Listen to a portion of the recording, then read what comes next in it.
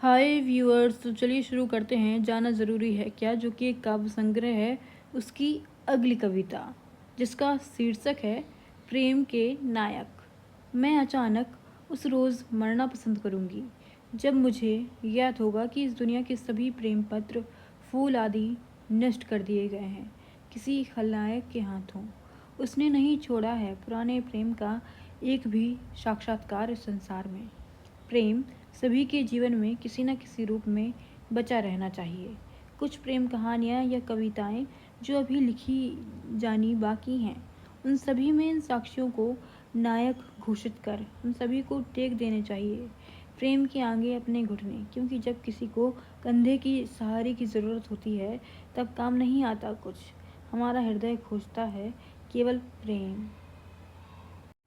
इस स्थिति में यदि कोई मनुष्य जब हमारे साथ नहीं होगा, तब ये सभी नायक बनेंगे हमारा कंधा, हमारे प्रेम को सहारा देने के लिए, उन्हें अनंत काल तक जीवित रखने के लिए।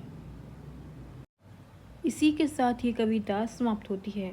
इसी काव्य संग्रह की जो अगली कविता है, उसका शीर्षक है ठहराव। तो चलिए शुरू करते हैं ये कविता। एक पूरा जीवन लुटाया जा सकता है प्रेम की तलाश में। एक प्रेमी तो ठहराव बनकर सबके हिस्से में आना चाहिए। इसी के साथ ये कविता भी समाप्त होती है। इसी काव्य संग्रह की जो अगली कविता है, उसकी शीर्षक है सामान्य गतिविधियाँ। तो चलिए सुनते हैं ये कविता। तुम्हारी अधिकांश तस्वीरें बटोर लेने पर भी मेरा और एक तस्वीर लेने का मुँह नहीं छूटता। मेरे कई बार मना करने पर भी तुम मेरे लिए खाना लाना नहीं भूलती। बाकी दुनिया के लिए ये दोनों घटनाएं मात्र गतिविधियां हैं, पर हम दोनों के लिए ये घटनाएं प्रतिदिन की सबसे सुखद घटना है। इसी के साथ ये कविता समाप्त होती है। इसी काव्य संग्रह की जो अगली कविता है, उसका शीर्षक है नया शहर, जो हमें बताती है कि नए शहर को बसाने के लिए हम कितना कुछ खो देते हैं। तो चलिए शुरू करते हैं ये कविता।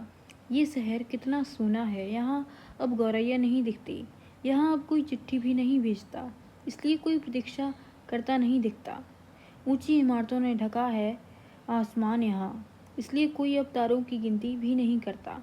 यहाँ बंद घरों में खिड़कियाँ कम हैं, इसलिए कोई किसी की राह नहीं देखता।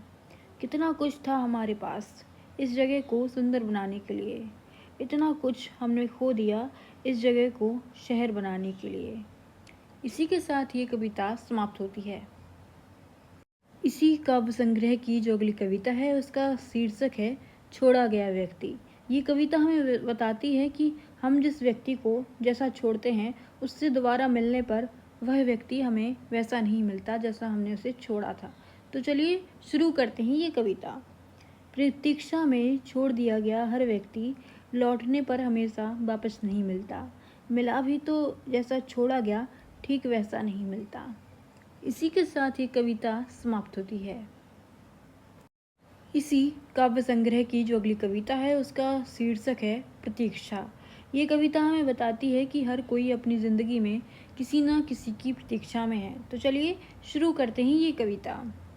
प्रतीक्षा कभी छोड़े गए के अपनाने की, कभी किसी को छोड़ जाने की, कभी रेलगाड़ी के समय पर आने की, कभी रेलगाड़ी ही छूट जाने की, कभी भूली बातों के याद आने की, कभी जो याद है उसे ही भूल जाने की, कभी सुंदर पलों के ठहर जाने की, कभी काटते समय के कट जाने की, कभी पुराने मित्र से कहीं टकराने की, कभी बचते हुए चुपचाप निकल जाने की, कभी किसी के वापस आने की, कभी कभी अपने ही लौट आने की प्रतीक्षा, कभी कुछ समाप्त हो जाने की, कभी निरंतर बस चलते जाने की। इसी के साथ ये कविता समाप्त होती है। इसी काव्य संग्रह की जो अगली कविता है, उसका शीर्षक है छाप। ये कविता हमें बताती है कि हर चीज़ अपनी छाप छोड़ ही जाती है। तो चलिए सुनते हैं ये कविता। सपने अपना रंग छोड़ते हैं, जैसे स्याही छोड़ता है कोई पत्र भीग जाने पर। एक गहरी नींद के बाद जब तुम्हें अपने सामने नहीं पाता हूँ, तब जागने के बाद भी घंटों उस सपने में रह जाता हूँ। वहाँ तुम्हारे ना होने में भी तुम्हारा होना जीता हूँ, और फिर यूं अकेले होकर भी मैं तुम्हारे साथ अपना दिन बाँटता हूँ। इसलिए मैं कहता हूँ कि सपने अपना रंग छोड़ते हैं, जैसे रंग छोड़ती है धोने पर तुम्हारी कॉटन की वो लाल साड़ी, जिससे दूर जाने पर तुम्हारी बातें मेरे मन पर अपनी छाप छोड़ती हैं।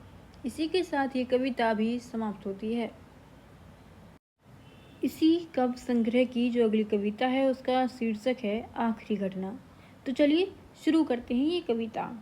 अंतिम बात अभी कही जानी बाकी है, अंतिम विदा अभी ली जानी बाकी है, अंतिम आलिंगन अभी बचा हुआ है, अंतिम संवाद अभी होना बाकी है। किसी भी घटना को तब तक आखिरी नहीं माना जा सकता जब तक उसके घटने की उम्मीद बाकी है। ऐसी उम्मीद का अंत होना आखिरी घटना होगी, तो इस उम्मीद का अभी शून्य होना बाकी है। इसी के साथ ये कविता समाप्त होती है। इसी काव्य संग्रह की जो अगली कविता है उसका शीर्षक है प्रेम झूठ का पात्र। तो चलिए शुरू करते हैं ये कविता। कभी कभी प्रेम भी झूठ का पात्र बन जाता है। उदाहरण के लिए, बच्चे को खाना परोसती माँ पतीले में रखी आखिरी रोटी देखकर झुठला देती है अपनी भूख। वास्तव में इस तरह के झूठ जिससे बचा हुआ प्रेम बढ़ता हुआ प्रेम बन जाता है। ऐसे ही झूठ कभी कभी अनिवार्य हो जाते हैं इस दुनिया में प्रेम को जीवित रखने के लिए। इसी के साथ ये कविता समाप्त होती है। इसी काव्य संग्रह की जो अगली कविता है उसका शीर्षक है आज में कल। तो चलिए शुरू करते हैं ये कविता।